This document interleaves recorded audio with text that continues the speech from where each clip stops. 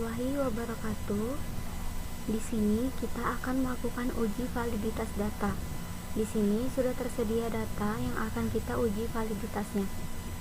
Nah, langkah yang pertama yaitu kita akan menghitung jumlah benar pada masing-masing subjek. Caranya yaitu di kolom jumlah benar kita masukkan rumus sama dengan sum, buka kurung, kita blok dari soal nomor 1 sampai soal nomor 20, lalu tutup kurung, kemudian enter. Maka kita dapati jumlah benar pada subjek yang pertama yaitu 11. Untuk mencari jumlah benar dari subjek nomor 2 sampai nomor 20, caranya cukup mudah, yaitu kita tarik tanda tambah ini ke bawah. Maka secara otomatis jumlah benar pada masing-masing subjek sudah kita dapati. Kemudian kita akan membuat R-tabel, R-hitung, dan validitas.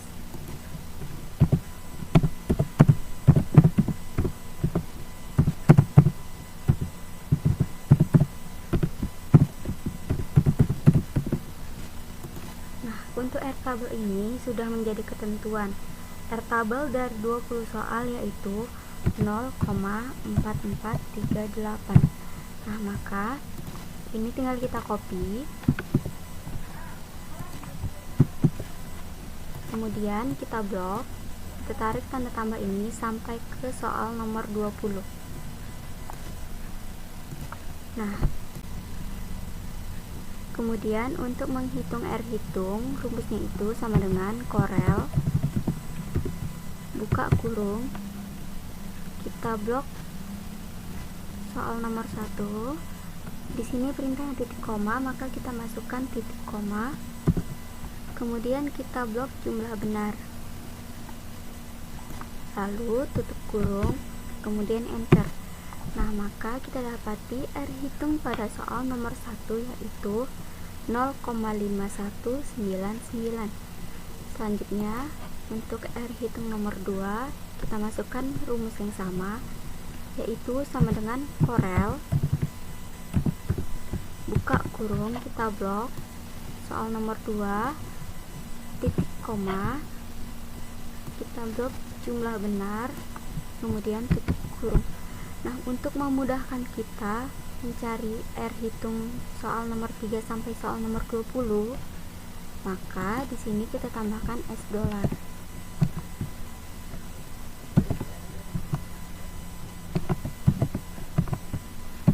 Lalu kita tekan enter. Nah, R-hitung pada soal nomor 2 sudah kita dapati. Selanjutnya tinggal kita tarik tanda tambah ini sampai ke soal nomor 20. Maka otomatis R-hitung dari masing-masing soal sudah kita dapati. Selanjutnya kita buat 3 angka di belakang koma pada masing-masing R-hitung. Nah, setelah kita buat, kemudian kita akan menentukan valid atau tidaknya pada masing-masing soal. Suatu data dikatakan valid apabila R-hitung lebih besar daripada R-tabel. Kita lihat pada soal nomor 1, R-hitungnya itu 0,520, sedangkan R-tabelnya 0,4438. Maka pada soal nomor 1 dapat kita katakan valid karena R-hitungnya lebih besar daripada R-tabel. Nomor 2 valid, tidak valid. Nah, dapat kita katakan tidak valid karena R-hitungnya 0,36 lebih kecil daripada R-tabelnya 0,4438. Maka data ini dapat kita katakan tidak valid. Tidak valid, tidak valid, valid, tidak valid, tidak valid,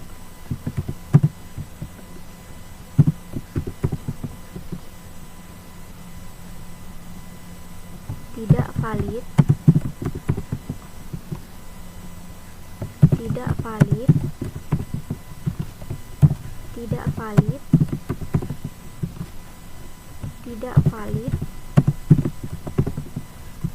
valid,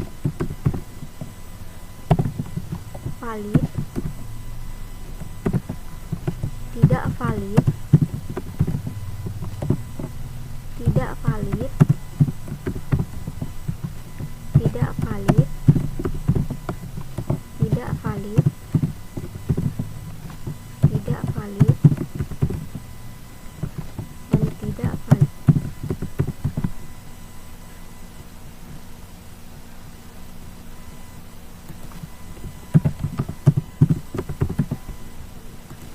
Nah, maka ini kita buat tabel dulu. Kemudian untuk menentukan valid atau tidaknya, kita beri warna agar memudahkan kita.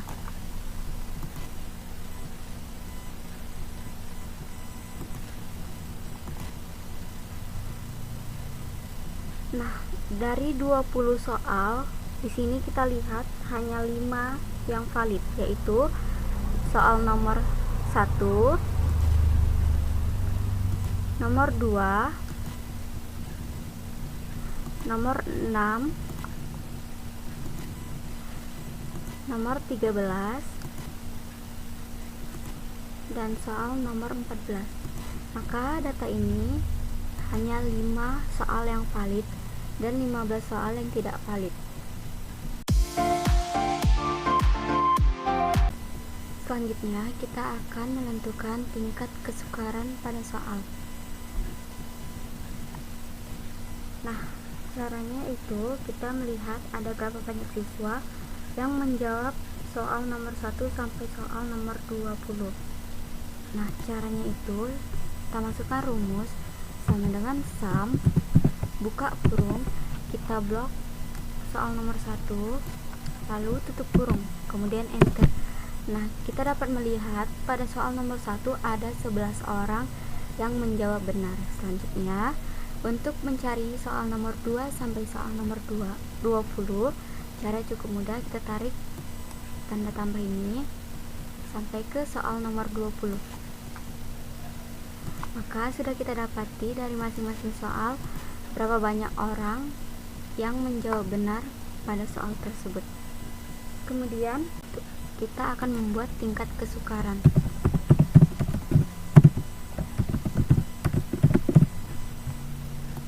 Nah, untuk tingkat kesukaran ini rumusnya itu sama dengan kita klik jumlah orang yang menjawab benar, kemudian dibagikan dengan jumlah keseluruhan siswa. Jumlah keseluruhan siswa itu 20, maka di sini kita buat 20.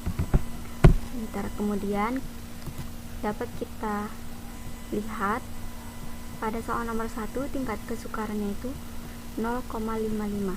Kemudian kita tarik tanda tambah ini sampai ke soal nomor 20. Nah, maka sudah kita dapati tingkat kesukaran pada masing-masing soal. Kemudian kita akan menentukan kategori soal, apakah soal itu sukar, sedang, atau mudah. Caranya yaitu soal dengan nilai 0 sampai 0,30 adalah soal kategori sukar. Soal dengan nilai P 0,31 sampai 0,70 adalah soal kategori sedang.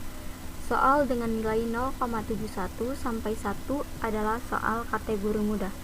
Nah, di sini dapat kita lihat 0,55 berada di antara 0,31 sampai 0,70, berarti soal ini termasuk kategori sedang. 0,8 berada pada 0,71 sampai 1, maka untuk soal nomor 2 termasuk kategori mudah, sedang,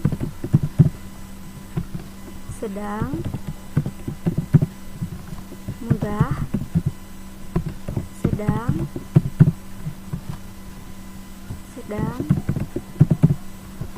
mudah, mudah, mudah, mudah, mudah, sedang. Nah, pada soal ini 0,3 berada di antara 0 sampai 0,30. Maka soal ini dikategorikan soal sukar. Kemudian sedang, mudah, sedang, mudah, dan mudah.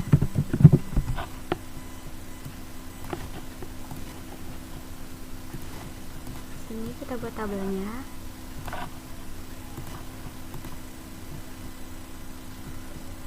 Nah, dari 20 soal, maka dapat kita lihat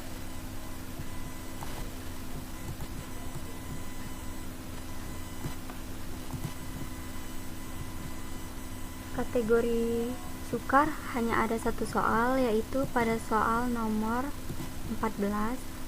Kategori sedang ada 10 soal, yaitu soal nomor 1, 3, 4, 6, 7, 13, 15, 17, dan 18. Sedangkan untuk kategori soal yang mudah ada 9 soal, yaitu soal nomor 2,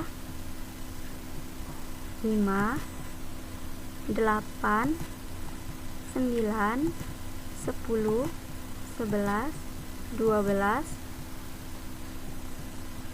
16, 19, dan 20.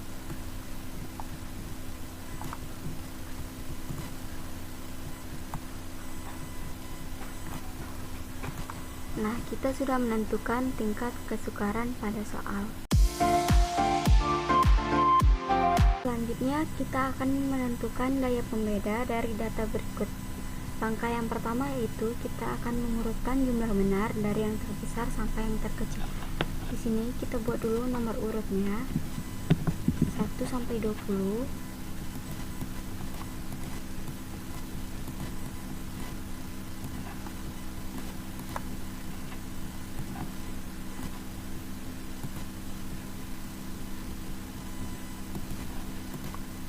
Nah, untuk mengurutkan jumlah benarnya, cara cukup mudah, yaitu kita blok dari nomor subjek yang pertama sampai jumlah benar, kemudian kita pilih sort and filter, kita pilih custom sort, kemudian pada sort by kita buat sampai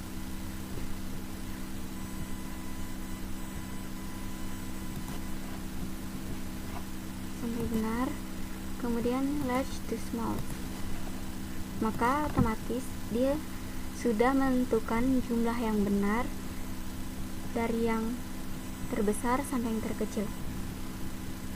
Kemudian kita akan mengelompokkan data tersebut menjadi 2 kelompok data, yaitu kelompok atas dan kelompok bawah, dengan cara menentukan nomor urut 1 sampai 10. Pada nomor urut 1 sampai 10 termasuk ke dalam kelompok atas, dan nomor urut 11 sampai 20 termasuk ke dalam kelompok bawah. Maka di sini kita lihat 1 sampai 10 termasuk kelompok atas. Maka di sini kita pisahkan.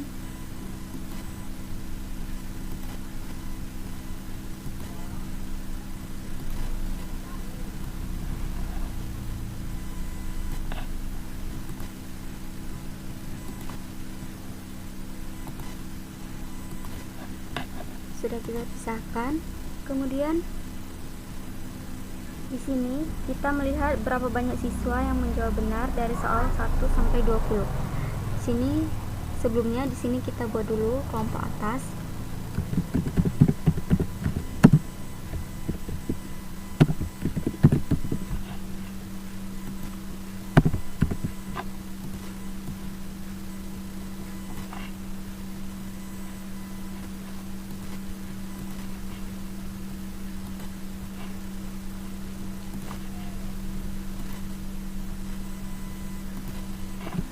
Karena dari nomor urut 1 sampai 10 itu termasuk kelompok atas, kemudian kita akan menghitung berapa banyak siswa yang menjawab benar dari nomor 1 sampai 20 pada kelompok atas. Caranya yaitu sama dengan sum, buka kurung, kita blok soal nomor 1, kemudian tutup kurung, kemudian klik enter. Maka pada kelompok atas yang menjawab soal nomor 1 benar yaitu ada 7 orang. Kemudian kita tarik tanda tambah ini sampai ke soal nomor 20. Nah, maka sudah kita dapati masing-masing soal ada berapa orang yang menjawab benar.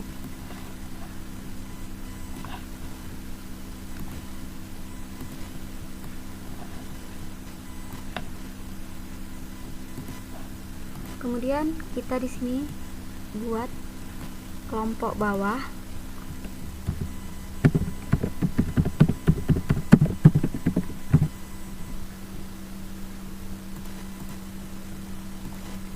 Karena nomor urut 11 sampai 20 itu termasuk ke dalam kelompok bawah.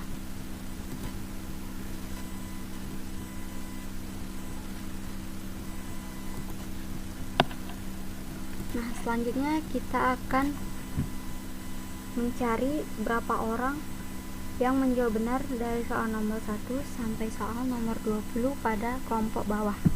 Caranya itu sama seperti yang kelompok atas tadi, sama dengan sum, buka kurung, kita blok soal nomor 1, kemudian tutup kurung, kemudian klik enter. Kita tarik tanda tambah ini sampai ke soal nomor 20.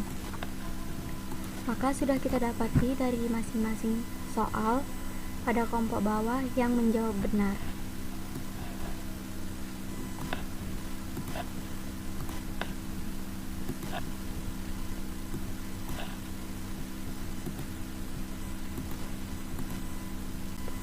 Kemudian kita akan menentukan daya pembeda. Yaitu di sini kita buat dulu kelompok atas.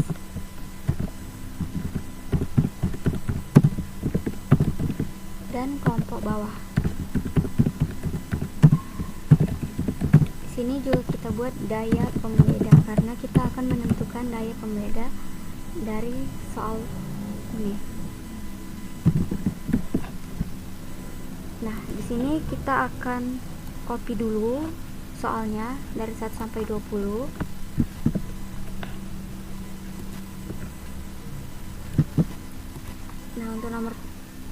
Untuk kelompok atas pada soal nomor 1 caranya itu sama dengan kita klik jumlah orang yang menjawab benar pada kelompok atas dibagi dengan jumlah siswa pada kelompok atas, yaitu 10. Kemudian klik enter. Maka dari kelompok atas pada soal nomor 1 yaitu 0,7. Selanjutnya kita tarik aja.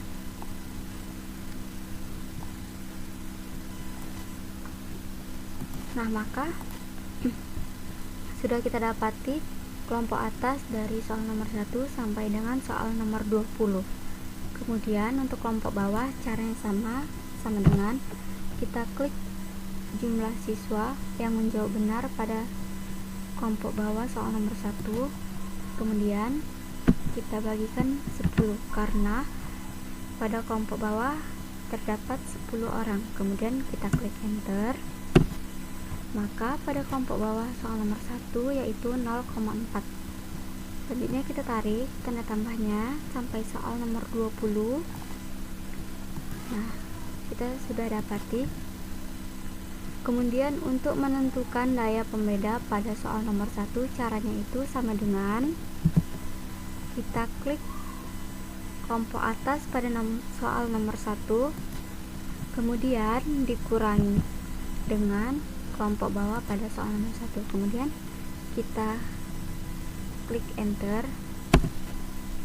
Maka daya pembeda untuk soal nomor 1 yaitu 0,3.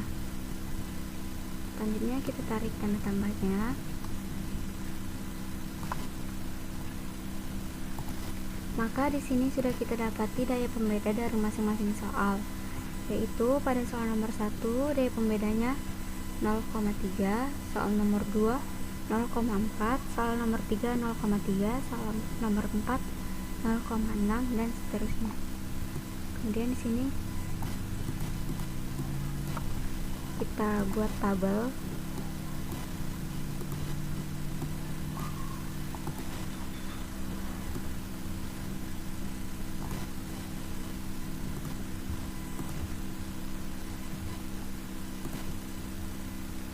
Nah, itulah kita sudah menentukan daya pembeda dari masing-masing soal.